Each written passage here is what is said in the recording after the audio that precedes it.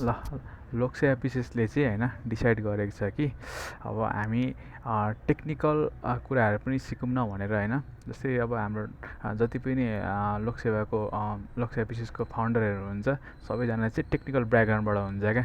त्यही भएर चाहिँ हामीले चाहिँ एउटा डिसाइड गऱ्यौँ कि ल हामी अबदेखि चाहिँ हामी टेक्निकल नलेजहरू जुन चाहिँ हामीसँग छ हामी त्यो कुराहरू पनि सेयर गरौँ न हाम्रो फ्रेन्ड्सहरूसँग भनेर हामीले डिसाइड गऱ्यौँ।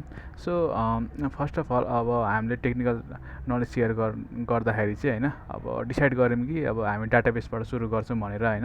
यस्तो यस्तो कुराहरू पनि आउनेछ, जस्तै अब प्र्याक्टिकल कोर्सहरू जस्तै भन्नुपर्दाखेरि चाहिँ जस्तै गुगल जस्तै अब एक्सेल सिटहरूको बारेमा होइन, अब माइक्रोसफ्ट डक्सहरूको बारेमा चाहिँ पनि सिकाउनेछौँ।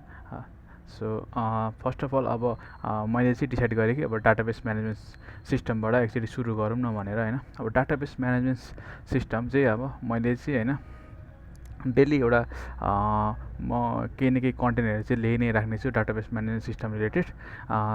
सो त्यसैले अब फर्स्ट अफ अल चाहिँ अब हामीले चाहिँ डिबिएमएसको बारेमा बुझौँ न भन्नुपर्दाखेरि चाहिँ अब यसको इन्ट्रोडक्सनबाटै स्टार्ट गर्छु म, जसमा चाहिँ अब भन्नुपर्दाखेरि चाहिँ 4वटा टर्महरू चाहिँ सुरुमा आउँछ है त। सुरुमा डिबिएसमा जम्प गर्नुभन्दा अगाडि चाहिँ हामी 4वटा टर्महरू चाहिँ मजाले बुझ्छौँ है त। जस्तै अब डाटा छ, इन्फर्मेसन छ, डाटाबेस छ र डिबिएमएस छ। अब यो डाटा भन्ने शब्द त सबैले सुनिरहेको हो नि त होइन। अहिलेको वर्ल्डमा चाहिँ होइन, अहिलेको टाइममा चाहिँ कसले चाहिँ सुनेको छैन क्या, फेसबुकसँग यति डाटा छ, यो डाटा छ भनेर होइन। अब यो एकदमै अब अहिलेको टाइममा चाहिँ डाटा भने चाहिँ एकदमै इम्पोर्टेन्ट कुरा भयो नि त। त्यसैले अब डाटा भनेको चाहिँ के हो र यो इन्फर्मेसन भनेको चाहिँ के हो होइन, उस्तै उस्तै लाग्छ नि त। यो कन्फ्युजन मेटाउनु चाहिँ पहिला चाहिँ अब बुझौँ है त डाटा भनेको के हो। डाटा भनेको चाहिँ अब र फ्याक्ट्स फिगर विदाउट कन्टेक्स्ट भनेको छ होइन डिफिनेसनले चाहिँ। अब यो र फ्याक्ट्स फिगर्स विदाउट कन्टेक्स्ट भन्दाखेरि चाहिँ कस्तो भयो भने अब जस्तै तपाईँलाई जस्तै 1 किलो सिमेन्ट होइन अनि ल फलामको डन्डीहरू ल 1-2 केजी होइन अब त्यसरी दिएको छ अरे होइन। अब गिटी बालुवा पनि दिएको छ अरे, तर अब तपाईँलाई थाहा नै छैन कि अब यो के हो भनेर क्या। जस्तै अब तपाईँलाई थाहा छ कि डन्डी जस्तै सिमेन्ट भन्ने थाहा छ होइन, तर के गर्नुपर्ने कुनै कुरै थाहा छैन। त्यो त कन्टेक्स्ट बिनाको भयो नि त। जस्तै अब के हो के गर्नुपर्ने होइन, कन्टेक्स्टै छैन क्या। त्यो चाहिँ जस्ट अब 1 किलो डन्डी जस्तै 1 किलो डन्डी अनि 1 किलो सिमेन्ट गिटी बालुवा चाहिँ जस्ट यो डाटा भयो क्या। यो डाटा भयो, कुनै अब अरू केही होइन क्या, यो जस्ट एउटा डाटा भयो। यो यसले कुरा केही पनि बुझिँदैन क्या, कुनै कन्टेक्सै छैन के गर्ने भनेर होइन। जस्तै अब इन्फर्मेसन है, इन्फर्मेसनमा जाउँ है त, अब सेम कुरामा है त। जस्तै अब इन्फर्मेसनमा चाहिँ process data with context and meaning भनिदिएको छ क्या। ल अब त्यही कुरामा म जोड्छु है त। जस्तै 1 केजी डन्डी 1 केजी डन्डी 1 केजी सिमेन्ट, ल यसले चाहिँ अब एउटा सानो वाल चाहिँ भनिदियो अरे क्या। अब 1 केजीले बन्दैन रियल लाइफमा है, अब त्यो बुझिदिनु होला मजाले आफै मिलाएर होइन। जस्ट अब यो कुरा चाहिँ अब के भयो भन्दाखेरि चाहिँ 1 केजी सिमेन्ट 1 केजी डन्डी 1 केजी गिटी बालुवा ले चाहिँ एउटा वाल बनाइदिए भनेपछि त्यहाँ एउटा कन्टेक्स्ट आयो नि त, भन्यो नि त कि ल वाल चाहिँ बनाउनु पर्ने रहेछ यो र डाटा लिएर चाहिँ होइन। त्यो इन्फर्मेसन प्रोसेस भयो नि त होइन। सो सिमिलरली अब मैले यहाँ पनि एक्जाम्पल दिएको छु होइन।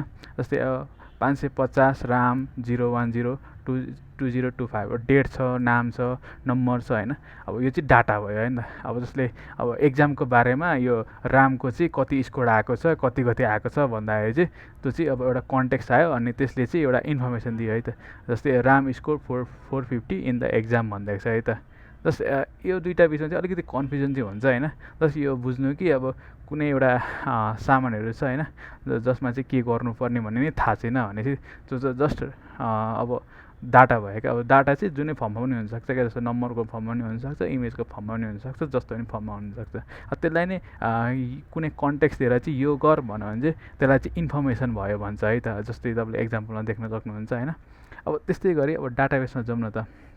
डाटाबेस भनेको चाहिँ के हो भनेर होइन, collection of related structure data that is store and accessible electronically भनेको छ होइन। अब कुनै अब जुन हाम्रो डाटाहरू छ होइन, जस्तै अब जस्तै नेम छ, जस्तै नेम छ, नम्बर छ होइन, त्यसको मार्क्स छ होइन, रोल नम्बर छ, त्यो सबै कुराहरू चाहिँ एउटा डाटा हो नि त होइन। अहिले अहिले त्यसलाई कुनै प्रोसेस गरेको छैन, तर त्यसलाई त्यो रिलेटेड डाटाहरूलाई होइन एउटा सर्टेन टाइपमा, सर्टेन भन्दा नम्बर, स्ट्रिङ होइन, हो त्यस्तो कुराहरू स्ट्रक्चर डाटा हो नि त होइन, त्यो रिलेटेड हो नि त। त्यसलाई चाहिँ स्टोर र एक्सेस इलेक्ट्रोनिकली गरिन्छ भने त्यसलाई डाटाबेस भनिन्छ क्या। भन्नुको मतलब जस्तै अब एउटा जस्तै एउटा टेबल पनि भन्न मिल्यो क्या। टेबल भन्नाले जस्तै अब के भन्नु पर्दाखेरि जस्तै अब एउटा एक्जाम्पलबाटै बुझौँ न होइन, जस्तै अब table of student in the college भनेको छ होइन। अब जस्तै त्यो रिलेटेड डाटाहरू चाहिँ हामी अब हुन्छ नि स्टोर गर्छौँ, जस्तै अब राम, हरि, सीताको सबै अब नाम छ, उसको रोल नम्बर छ, मार्क्स छ होइन, त्यो कुराहरू चाहिँ एकदमै हामीले स्टोर गर्छौँ इलेक्ट्रोनिकली होइन, कुनै हाम्रो सफ्टवेयर डिभाइसमा भन्यो भने चाहिँ त्यसलाई चाहिँ अब डाटाबेस भनिन्छ क्या। जस्ट यही हो, जस्ट हामीले रिलेटेड स्ट्रक्चरहरू चाहिँ रिलेटेड डाटाहरू चाहिँ स्टोर हामीले अर्गनाइज रूपमा स्टोर गर्छौँ भने चाहिँ होइन डाटाबेस भनिन्छ। अनि डिबिएमएस भनेको चाहिँ एउटा डाटाबेस म्यानेजमेन्ट सिस्टम भनेको चाहिँ एउटा सफ्टवेयर हो क्या। अब डाटाबेस त छ होइन, हामी अब त्यसलाई डाटाबेसलाई हामी स्टोर गर्ने सफ्टवेयर त चाहियो नि त होइन।